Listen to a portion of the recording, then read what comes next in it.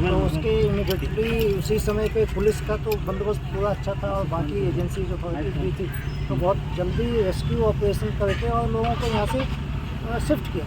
और उसकी वजह से आप देख सकते हैं कि यहाँ पे भीड़ कितनी थी, लाखों में भीड़ थी, करीब 1.5 लाख 2 लाख लोग कहते हैं उस समय भी थे यहाँ। बट उस पूरे इंसिडेंट को पुलिस और बाकी अथॉरिटीज़ के प्रॉम्प्ट रिस्पांस की वजह से एक छोटे एरिया में कंफाइन करके एंड उन लोगों को रेस्क्यू करके हॉस्पिटल पहुंचा के उनको इमीडिएटली ट्रीटमेंट वगैरह दिया गया, जिससे एक और भी ये हादसा जो और भी बड़ा हो सकता था वो टल गया। अभी हम लोग इसकी जांच कर रहे हैं और जांच के आधार पे जो तथ्य सामने आएंगे उसके बाद। सर थोड़े लोग पुलिस को ब्लेम कर रहे हैं कि वो लोग साइड पे नहीं थे, ऐसा कुछ कमेंट्स आया है। वीडियो भी देखे हैं हमारे पास, वीडियो है, उसमें पुलिस जो है लोगों को रेस्क्यू करते हुए नजर आ रही है।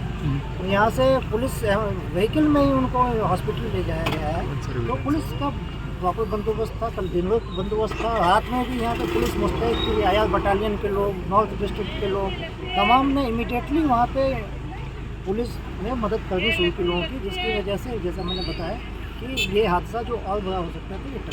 सर अलग अलग ये आ रहे हैं इंसिडेंट्स आ रहे के लिए, इस वजह से यहाँ पर स्टैम्पेड हुआ आपको? तो देखो जांच का विषय है, इसलिए सीनियर ऑफिसर भी हम मौके पे हैं और ये जांच अभी चल रही है कि आखिर ये जो ट्रिगर पॉइंट था वो क्या था, और उसका फिर हम तक पहुँचेंगे।